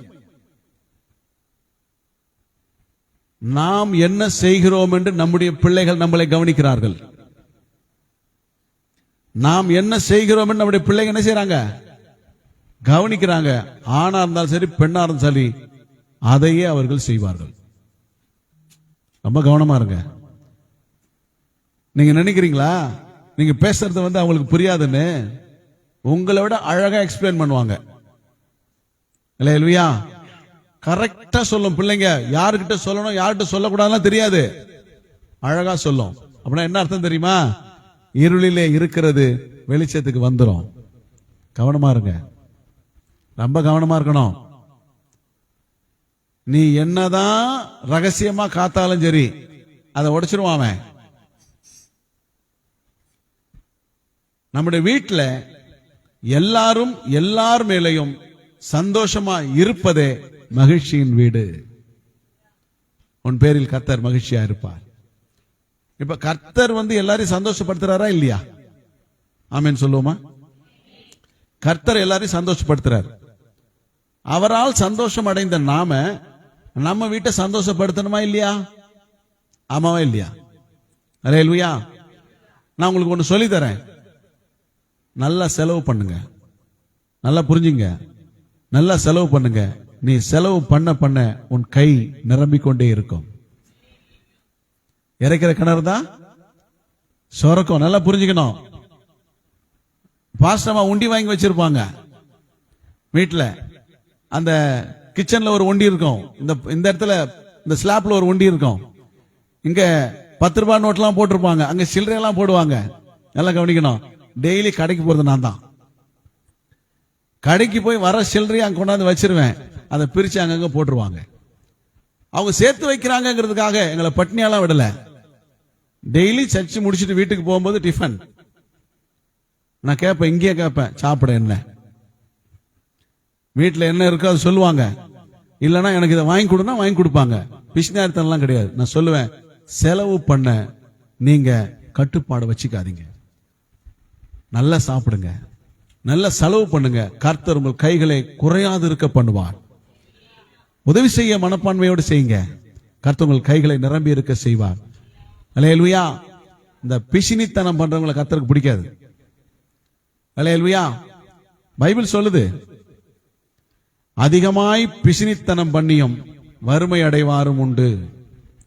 அதிகமா சேர்த்து வச்சு 10 காசு செலவு பண்ண மாட்டான். 1 ரூபாய் செலவு பண்ண மனசு வராது. 1 ரூபாய் செலவு பண்ண மனசு வராது. ஆனா பாருங்க, ஆபரேஷன் 2 லட்சம் ரூபாய் கேட்கறாங்க. சேர்த்ததெல்லாம் எங்க போகுது? டாக்டருக்கு போகுது. அல்லேலூயா. நான் சொல்லுவேன், நீங்க எல்லா விஷயத்திலும் கரெக்டா நடந்தீங்கன்னா பிசாசு உள்ளே நுழைவதற்கு இடமே இல்லை. கர்த்தர் உன் பேரில் சந்தோஷமாக இருப்பார். எத்தனை பேர் விசுவாசிக்கிறீங்க? அல்லேலூயா. சந்தோஷமா இருக்கணும்னா என்ன செய்யணும் தெரியுமா? நல்லா புரிஞ்சுங்க. மத்தேயு 18:20. 18:20. ஏனெனில் 2 பேராவது 3 பேராவது என் நாமத்தினாலே எங்கே கூடியிருக்கிறார்களோ அங்கே அவர்கள் நடுவிலே. இந்த 2 பேர் யாரு? இந்த 2 பேர் யாரு? இந்த 3 பேர் யாரு?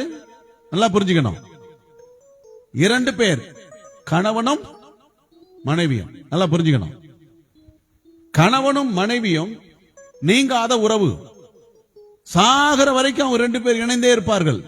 அவங்க பிரியவே மாட்டாங்க. நல்லா புரிஞ்சுக்கணும். வேதம் ஏன் அப்படி சொல்லுது 2 பேருன்னு? 2 நண்பர்களை சொல்லல, 2 விசுவாசிகளை சொல்லல. இன்னைக்கு வருவாங்க, நாளைக்கு போயிடுவாங்க. ஆனா கணவனும் மனைவியும் மரிக்கும் வரைக்கும் ஒன்றாயிருப்பார்கள். அவர்கள் 2 பேரும். 3ஆவதாக அவர்களுக்கு கொடுக்கிற பிள்ளை செல்வம் அவங்களோடு இருக்கும். இந்த 3 பேரும் சேரும் போது தேவன் 4வது ஆளாக அங்கே வருகிறார். எத்தனை பேர் வீட்டில் அந்த மாதிரி குடும்பமா ஜெபம் பண்றீங்க? கை பிடிச்சு. குடும்ப ஜெபம் எத்தனை பேர் வீட்டில் இருக்கு? குடும்ப ஜெபம் கண்டிப்பாக நம்ம சபையில எல்லார் வீட்லயும் இருக்கணும். நல்லா புரிஞ்சுக்கணும். யாரெல்லாம் பண்ணல கை ஊத்தி காட்டுங்க.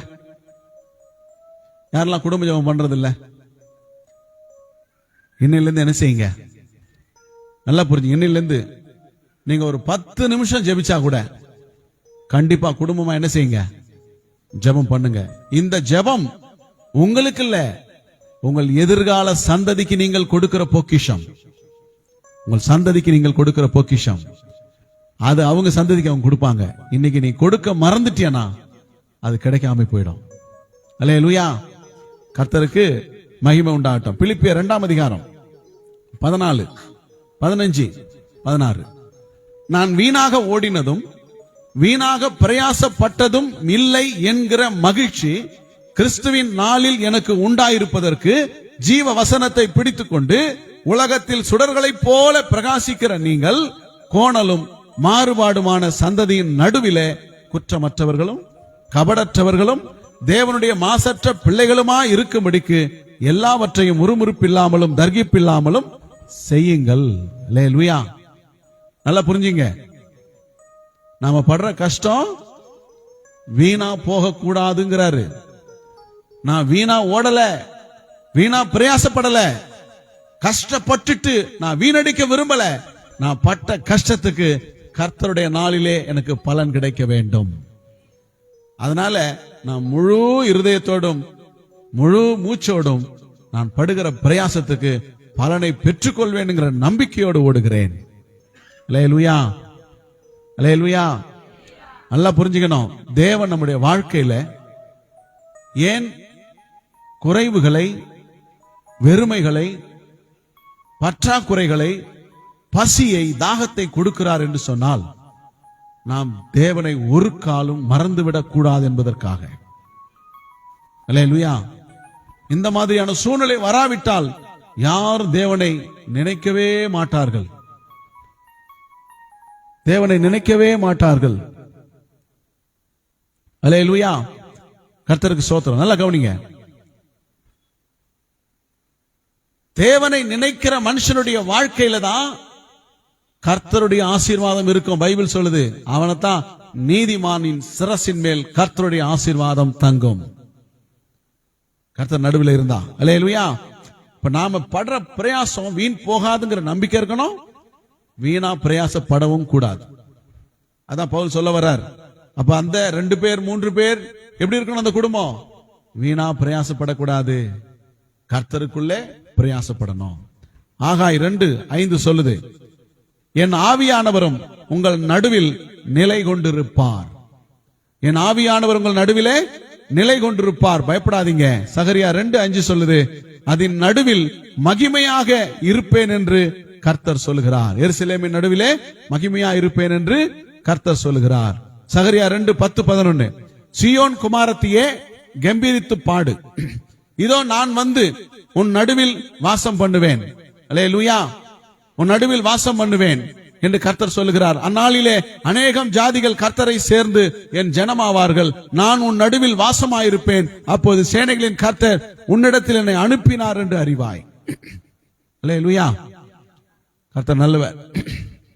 உன் நடுவிலே கர்த்தர் இருக்கிறார். கம்பீரித்து பாடு, கம்பீரித்து பாடு. மகிழ்ச்சியும் சந்தோஷமும் ஒரு மனுஷனுடைய வாழ்க்கையில் நிலைத்திருக்க வேண்டுமானால், உன்மேலே கர்த்தர் பிரியமா இருக்க வேண்டுமானால், நீ தேவனுக்கு எப்பொழுதும் பயப்படுகிறனாய் காணப்பட வேண்டும். கர்த்தர் நடுவில் இருக்கிறார். எத்தனை பேர் விசுவாசிக்கிறீங்க? நடுவில் இருந்தா என்ன நடக்கும்?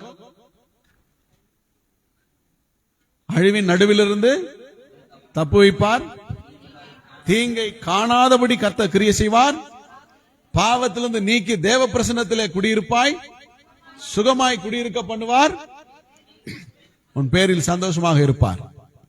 கர்த்தர் நடுவில் இருக்கிறார். அல்லேலூயா. யோசுவா ஜனங்களுக்கு சொன்னதை மறுபடியும் சொல்கிறேன், இன்றைக்கு உங்களை பரிசுத்தம் பண்ணிக் கொள்ளுங்கள். நாளைக்கு கர்த்தர் உங்கள் நடுவிலே அற்புதங்களை செய்வார்.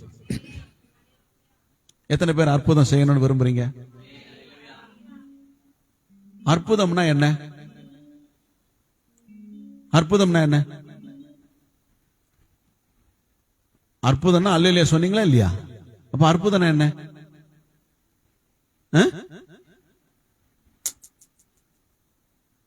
எது நம்மால் முடியாததோ, எது தேவனால் முடியுமோ அதுவே அற்புதம். நம்மால் முடியாது, தேவனால் முடியும். கர்த்தர் நமக்கு அற்புதம் செய்வார். அல்லேலூயா. யோர்தானை பிரிக்க நம்மளால முடியாது, ஆனா கர்த்தரால் முடியும். அதுபோல எவ்வளவு பெரிய பிரச்சனையாக இருந்தாலும் பிரித்து விட கர்த்தரால் முடியும், உடைத்து விட கர்த்தரால் முடியும், மேற்கொள்ள கர்த்தரால் முடியும். கர்த்தர் அற்புதம் செய்வார். பரிசுத்தம் பண்ணி கொள்வோமா? எல்லாரும் கண்ணை மூடுவோம். ஆண்டவரே, இன்றைக்கு என்னை ஒப்பு கொடுக்கிறேன், உண்மை மனதோடு என்னை ஒப்பு கொடுக்கிறேன், உண்மை மனதோடு என்னை ஒப்பு கொடுக்கிறேன். எத்தனை பேர் ஒப்பு கொடுக்குறீங்க? என்னை ஒப்பு கொடுக்கிறேன்றவங்க மாத்திரம் முன்னாடி வர முடியுமா? எந்திரிச்சு முன்னாடி வர முடியுமா? என்னை ஒப்பு கொடுக்கிறேன்னு சொல்றவங்க மாத்திரம். சும்மாலாம் ஏதோ ஒண்ணுல வரக்கூடாது, முக்கியமா சொல்லிட்டு வரணும். ஆண்டவரே, என்னை ஒப்பு கொடுக்கிறேன், உண்மையா என்னை ஒப்பு கொடுக்கிறேன்.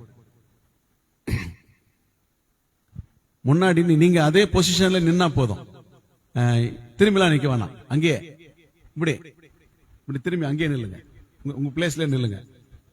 பின்னாடி இருக்கிறவங்க யார் ஒப்பு கொடுக்குறீங்க? பின்னாடி இருக்கிறவங்க யார் உங்களை ஒப்பு கொடுக்க விரும்புறீங்க? கம் ஃபார்வர்ட், முன்னால் வாங்க. அம்மா, என்ன பண்ண போற? வா, அதெல்லாம் போடக்கூடாது. இப்ப ஜெபம் பண்ண போறோம், விடுங்க கொஞ்ச நேரம். ஒப்பு கொடுக்கிறவங்க மாத்திரம் முன்னாடி வாங்க. நான் சொன்ன முன்னாடி வாங்கன்னு சொன்னேன், பின்னால் நிக்க கூடாது, முன்னாடி வாங்க. பின்னாடி இருக்கிறவங்க கொஞ்சம் வழி விட்டுருங்க. எல்லாமே கர்த்தருடைய சித்தத்தின்படி தான் நடக்குது, காரணத்தோடு தான் நடக்குது. இப்படி வாங்க, ஒப்பு கொடுக்கிறவங்க இப்படி முன்னாடி வாங்க. எல்லாரும் நிக்க கூடாது. யார் ஒப்பு கொடுக்க விரும்புறீங்களோ அவங்க மட்டும் முன்னாடி வந்தா போதும். சோத்திரம், சோத்திரம். Praise Lord. கது மூடுங்க. Praise Lord. ஸ்தோத்திரம். அல்லேலூயா. ஸ்தோத்திரம் கர்த்தாவே, ஸ்தோத்திரம். எல்லாரும் பின்னாடி இருக்கவங்க இவங்களுக்கு நேரா கையை நீட்டிக்குங்க. இவங்களுக்காக நாம ஜெபம் பண்ண போறோம். எந்த காரியத்திலே உங்களால மேற்கொள்ள முடியலன்னு நினைக்கிறீங்களோ, எந்த காரியத்தை உங்களால ஜெயிக்க முடியல அப்படின்னு நீங்க சொல்றீங்களோ, அதை நீங்க தேவனுக்கு ஒப்பு கொடுங்க. தேவனுக்கு பிரியமாய் என்னை கொடுப்பதற்கு எனக்கு இந்த காரியம் தடையா இருக்குதுன்னு நீங்க நினைப்பீங்கன்னா அதை ஒப்பு கொடுங்க. கர்த்தருக்காக உண்மையாய் வாழ்வதற்கு எனக்கு சில விஷயம் தடையா இருக்குன்னு நினைப்பீங்கன்னா அதை ஒப்பு கொடுங்க. ஏன்னா இன்னைக்கு ஒப்பு கொடுத்த பிறகு நீங்க உங்களுக்கு சொந்தமானவங்க இல்ல, நீங்க முழுக்க முழுக்க தேவனுக்கு சொந்தமானவங்க. அவர் உங்களை முழுசா பொறுப்பெடுத்துக் கொள்வார். அல்லேலூயா, அல்லேலூயா. நீங்க முழுமையா ஒப்பு கொடுக்கணும். ஆண்டவரே, நான் இன்னைக்கு கொடுத்துட்டேன்னா இனிமே நான் என்னுடைய இஷ்டப்படி நடக்க மாட்டேன். என்னுடைய இஷ்டப்படி நடக்க எனக்கு அதிகாரம் இல்லை. என்னை நீங்க ஆசீர்வதிக்கணும்னு உங்களை தேடி நான் வந்திருக்கிறேன். அல்லேலூயா. என்னை முழுசா ஒப்பு கொடுக்கிறேன். உங்க வலது கரத்தை நெஞ்சில வச்சிங்க, உங்க வலது கரத்தை நெஞ்சில வச்சிங்க. ஆண்டவரே, என்னை ஒப்பு கொடுக்கிறப்பா, என்னை கைவிடாம என்னை நீங்க ஆசீர்வதிக்கணும்னு நீங்க முழு உலகத்தோடு வேண்டிக் கொள்ளும்படி அன்பாய் கேட்டுக்கிறேன். அல்லேலூயா. ஸ்தோத்திரம். அல்லேலூயா. உமக்கு ஸ்தோத்திரம். அல்லேலூயா.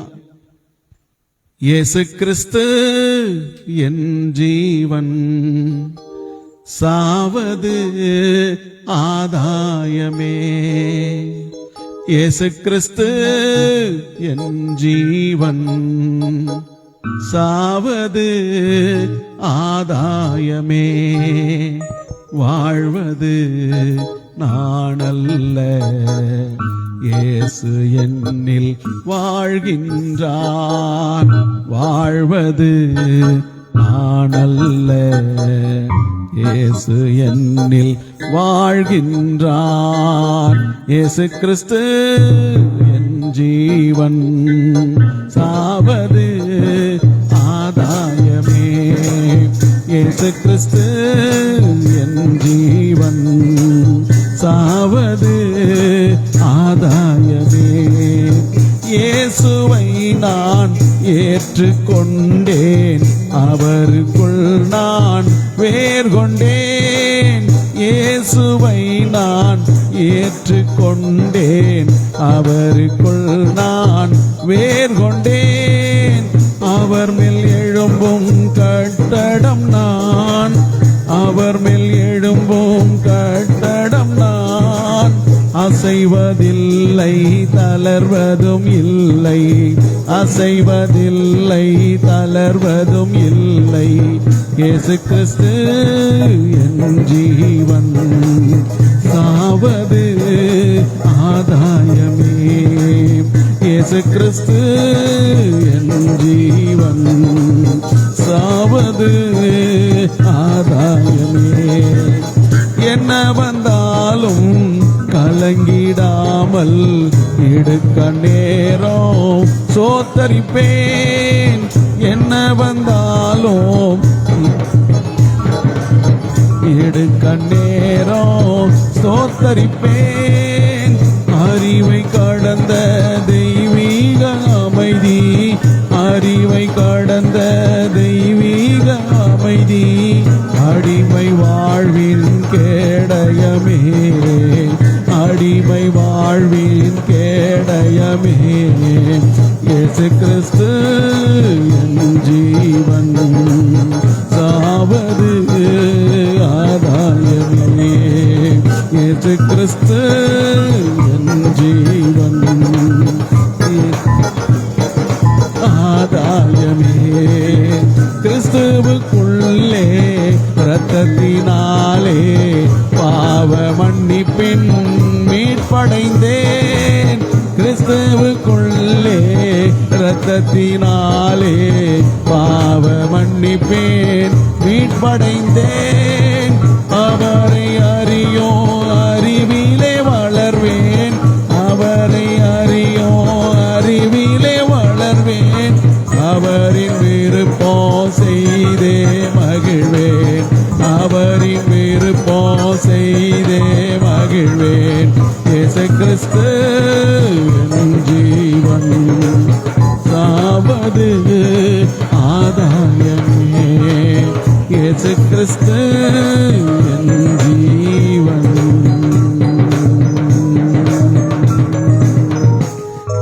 என் ஜீவன்.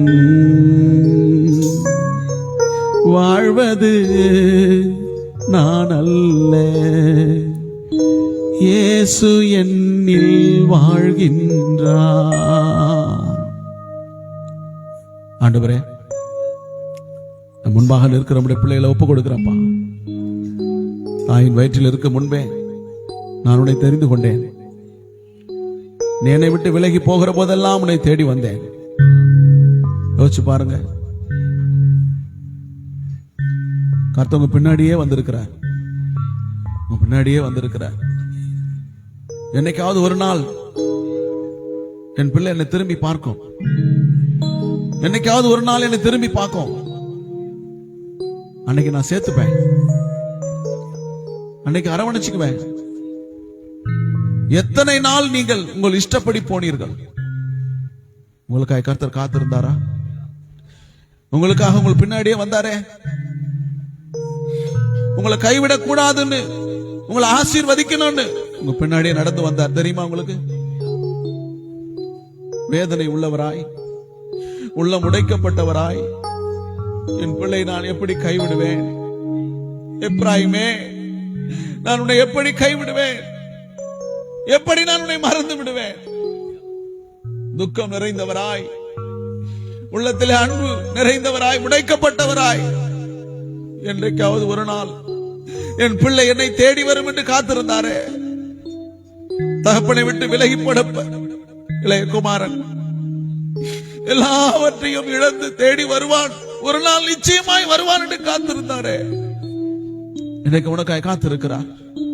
அன்பு தேவ பிள்ளையே, அவருடைய அன்பு உனக்காய் ஏங்கி கொண்டிருக்கிறது. உன்னை உன் மனைவியோ உன் கணவனோ உன் தாய் தகப்பனோ நேசித்திருக்க முடியாது.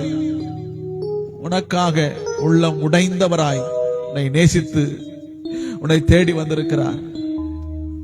இன்னைக்கு உன்னை தேடி வந்திருக்கிறார். இன்னைக்கு உன்னை தேடி வந்திருக்கிறார். உனக்கு புரியுதா? உன் மனசுக்கு உனக்கு புரியுதா? உன்னை தேடி வந்திருக்கிறார்.